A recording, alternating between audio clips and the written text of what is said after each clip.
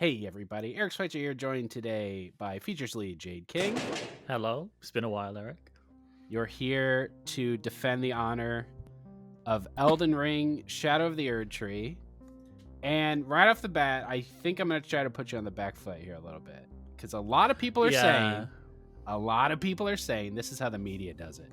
What do you say to your critics that think Shadow of the Erdtree should not be eligible for Game of the Year? Oh, I knew this was going to come off immediately. Like, the second I picked this game, I was like, oh, okay, gonna have to get over that hurdle.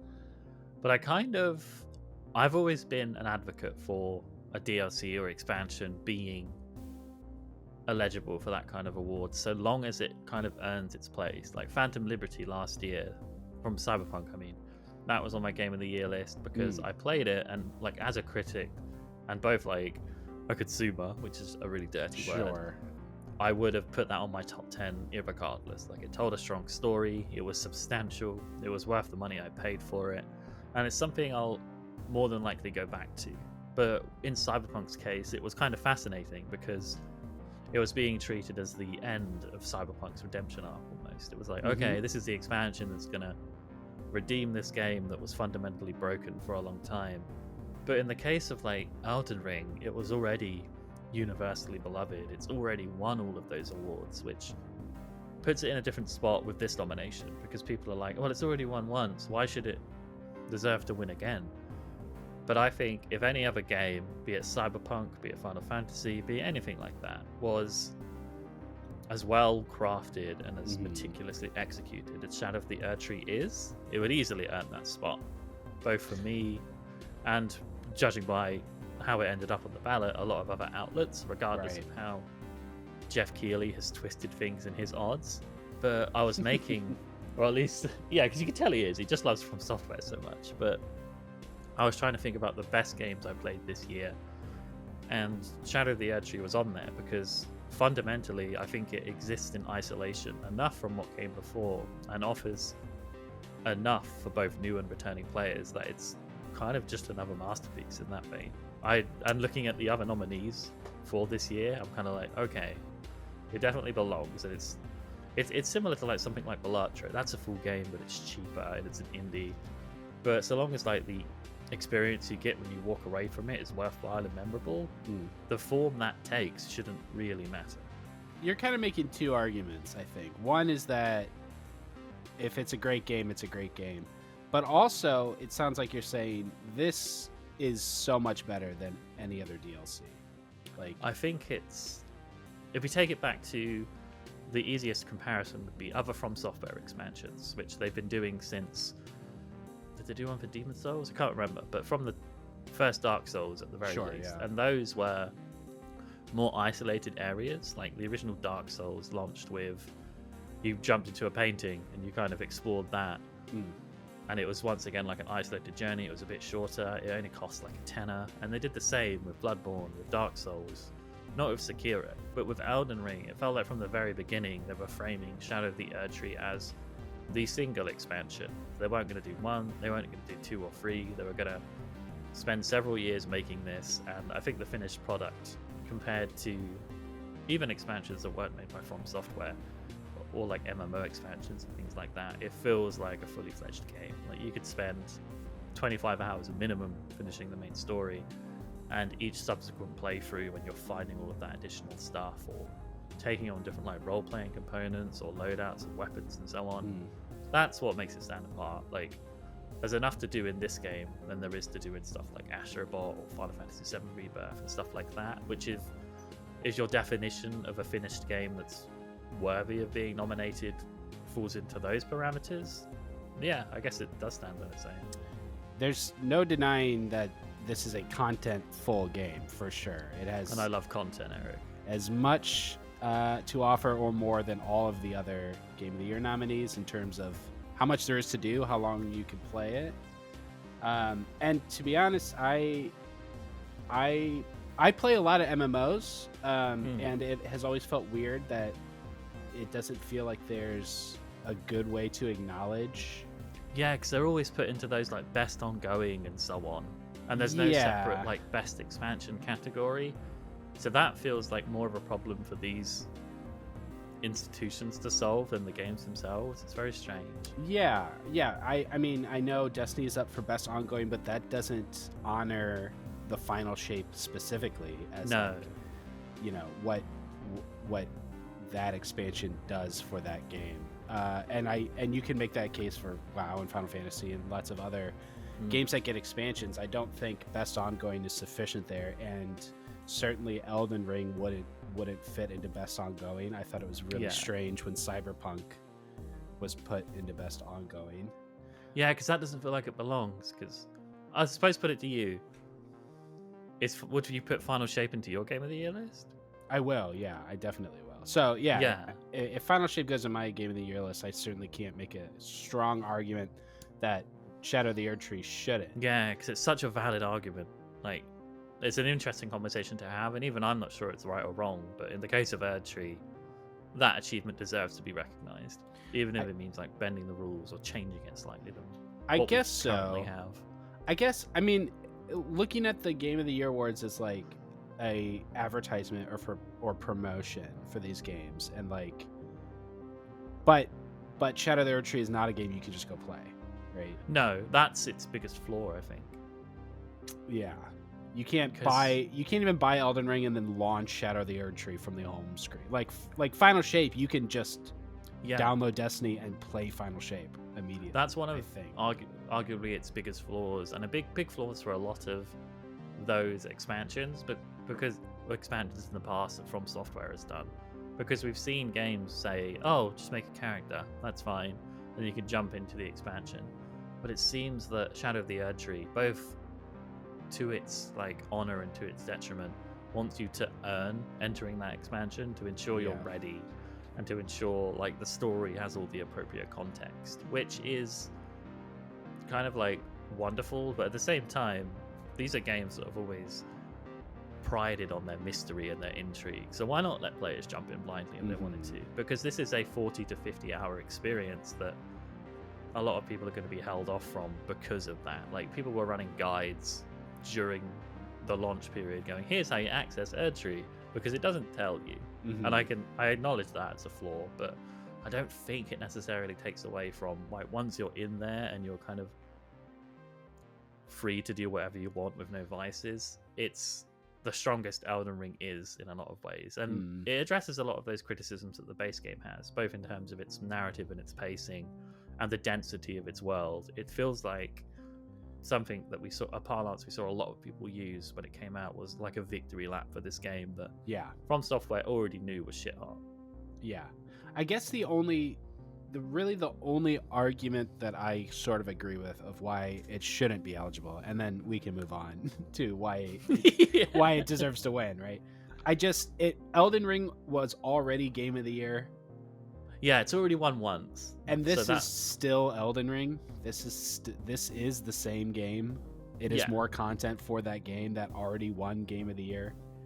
And so like maybe it and that this sort of goes back to, we need a best DLC or best expansion category, because like we're trying to give Game of the Year to a game that already won Game of the Year, and Shadow of the Erdtree is not a separate game. It is not Elden Ring 2. No, it's not. Like, it was marketed. It's hard to spit that line between, where is it kind of Jeff Keighley's ego is landing at a point where he's like, I love Elden Ring so much, I want it to be a part of this, and where perhaps we should have that conversation about best expansion is a valid category in an award show which has a lot of categories that don't need to exist already. So like, just do best expansion. There's always enough things to go around. There would have been plenty. Games. Yeah, we would have had Final Shape. We would have had War Within. We would have had Avatar. Had a pretty good. No, that wouldn't have made the cut. But I thought it was in your heart. Alan Wake, The Lake House. Yeah, Alan Wake, Final Fantasy 14. Like, that's a stacked category. Yeah. Would have been great. Okay. So let's take for granted then that there's no reason that a DLC should be nominated. Yeah, let's ignore that part. Why should Shadow of the Erdtree win? Oh gosh, it's another masterpiece in a line of games which have often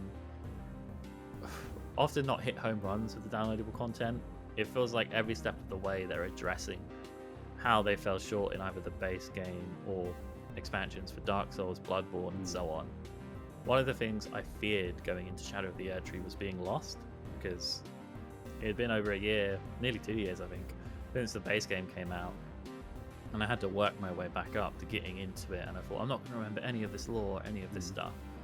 But surprising me the most is one of the best things about Shadow of the Erdtree is its narrative, because the second you step into that ethereal, like, shadowy realm, it's kind of like, okay, Mikkel is up to something, who's like the title character, who's this world is basically a manifestation of their demons, and you need to find their disparate parts by exploring this world.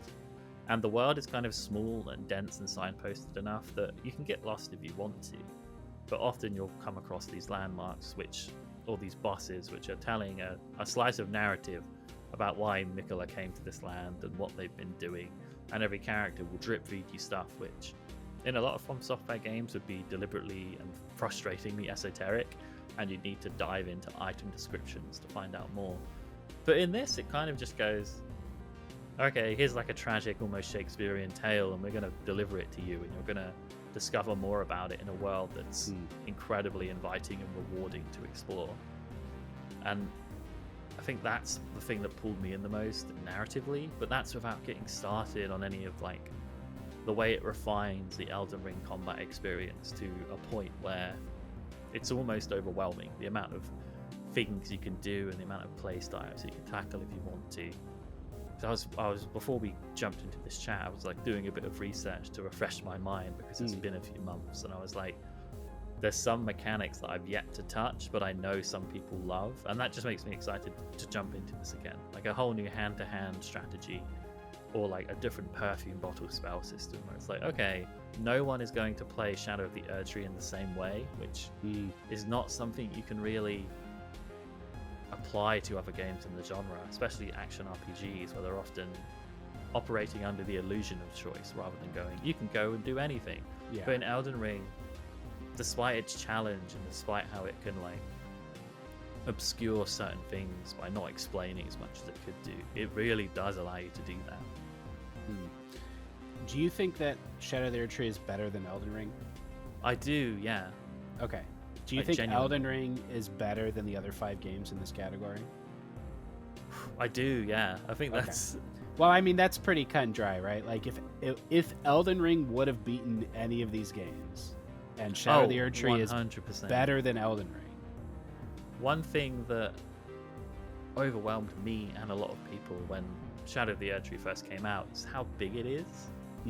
Like, relative to its price, which is like $30-$35, it has more content than some of the other games in this category, which is crazy. And one of the things that Elden Ring kind of turned me off sometimes was it's a world packed with things to do and packed with like optional dungeons and bosses you can find, but a lot of that landmass can be quite empty, or like, dare I say it, like bland in a few places. But Shadow of the Erdtree kind of tackles that criticism by giving both new ways to traverse and kind of introducing a sense of like verticality to the world design, similar to the first Dark Souls, which there's this poster that a fan made where they can track the bottom of Dark Souls all the way to the top, and it's all cohesively designed so it complements one another. And Erdtree is somewhat similar. There's some biomes which are like layered labyrinths inside like dense jungles, where it's like, oh wow, you're going to get lost in this for a long time, but you slowly begin to master it and figure out like what paths lead to where the bosses are, where these hidden areas are, and the world kind of changes and evolves depending on what bosses you've beaten or where exactly you've progressed in the narrative. And I think that's one of the most impressive things about it, how it takes a game as vast and kind of unknowing as Elden Ring, which can take like 100 hours to beat if you're doing everything, and makes it feel like fresh and dynamic and exciting again, to the point where it feels like a new game when it's not, because it takes place in this isolated space, this dreamscape even, where it can spend its entire runtime almost subverting the expectations you have of what Elden Ring should be, while also kind of weaving in a lot of like thematic ideas from Dark Souls and Bloodborne and Sekiro, much like how Dark Souls 3 was kind of From Software tying a bow on that franchise. This feels the same for Elden Ring. Like, they had a lot more ideas, both narrative and mechanical, that they just didn't use in the base game. And by throwing them in here with such confidence, it's kind of staggering. Rapid fire time. Here's the hard part. You gotta tell us suck. why these other 5 games shouldn't win and Elden Ring should. Can you name the games? Yep. So number 1, Astro. Oh, this is hard. Yeah. They're fundamentally different games from a base level. Astrobot is a wonderful platformer. It does incredible things, and it's probably the best in its genre since Super Mario Odyssey. But it kind of plateaus in its like joy and whimsy at a certain point, and you realize, okay, this game knows what it is, and it's not trying to be anything more than that. And I think that's where Shadow of the Erdtree kind of surpasses it, because it takes that Souls-like formula that it should be like trying to draw blood from a stone at this point, but it's not, and there's still more to give. Okay. Final Fantasy VII Rebirth. I love Final Fantasy VII Rebirth. It's going to be very high on my Game of the Year list, but much like a lot of modern open world games, it has a wonderful narrative, some great characters, and it's a joy to play with its combat system, but it's bogged down by a lot of unnecessary open world guff at a certain point, where initial things within its design, which feel novel to begin with, just kind of become things that you want to ignore. And Elden Ring's open world isn't like that. Like, everything you stumble across is like quite rewarding or challenging or unexpected, and I want to see everything in that world. But in Rebirth, by the end, I just wanted to hit the credits and not see it again. Black Myth Wukong. I haven't played Black Myth Wukong, but from what I can see from a lot of it, it's very derivative of the Souls experience, while also not quite understanding what makes that combat or world or level design quite interesting. And it just seems, even when reading other reviews or seeing people compare it to Souls games, it falls short. Like a lot of Souls-likes do. They kind of just don't understand what makes this genre so special that From Software seems to have hacked. Okay. Metaphor Refantasio. Once again, it's such a different game. It's like apples and oranges, isn't it? It's like hard to compare it. But again, I think this is probably where my love for like the mystique and the esotericness of Elden Ring wins out, because Metaphor Refantasio, despite how more politically driven and interesting it is than Persona, it does belabor its points over and over again, and it explains a lot of things more than it needs to. Whereas I've always just appreciated games like Elden Ring, which teach you the fundamentals and then just let you challenge yourself and figure things out that way. That's more rewarding game design to me, even if narratively Metaphor might come out on top sometimes, but only because it's like anime melodrama and it wants to parrot all of that bullshit to you constantly. And Balatro. Just poker, innit? Just poker. But no, those are the most impossible things to compare, and they're kind of polar opposites. Like Balatro is like immediate gratification, like short bursts of gameplay, whereas Elden Ring, you're getting into it for the long haul and you're kind of building your own adventure, and that's more exciting for me. Okay, so Elden Ring, Shadow of the Erdtree should win, but what do you think will win? Oh my god. I think it's between Astrobot and Balatro. I think it's that kind of year. Okay. I think Balatro has taken over the world in a way that perhaps we're underestimating, because the jury is 90% games journalists and whatever, and they're probably going to hype up the easy win, Astrobot, like a beloved platformer that feels like a renaissance of the genre almost, or Balatro, which is like, in terms of game design and presentation, it is incredibly simple, but fundamentally shows that for games to be incredible, they can be. Yeah. The cynic in me says Elden Ring will win, and I wouldn't be against it winning. But I think a lot of people will have the same perspective that we do, where they're like, oh, it's DLC and it's already won once, so this accolade kind of deserves to go to someone else. Yeah, it's interesting, because like it won before, so why shouldn't it win again? But maybe some people will, or maybe the majority will think that's why it shouldn't. Yeah, it's a tricky one this year. It's one of the trickier. I mean, the last couple of years have been so obvious. It was Baldur's Gate. Last year it was Baldur's Gate. Bang, it's gonna win Elden Ring. But this year, I think there's a lot of good games in that Game of the Year list, but none that you could pick and be like, shoe in. Right. Like any of them could win, and I think except Black Myth maybe, but the Chinese government could rig it. I don't know. But yeah, that's what makes it so fascinating. Yeah. Interesting year. But also, like, you could take the top 3 games. Stacey said this. You could take the top 3 games last year, and they would all win this year. Yeah, that's totally, yeah. So, okay, cool. Thank you, Gamer, and thank you for watching. We have one more episode tomorrow. We'll be going through the best independent games. If you stuck with us this long, please let us know if you think Elden Ring Shadow of the Erdtree should win Game of the Year. Right Leave down there. Just don't be mean. We'll have Jade's full argument in favor of Shadow of the Erdtree linked in the description. Don't forget to like, subscribe, hit the bell, and visit us at thegamer.com. That's The Gamer. No spaces. Bye.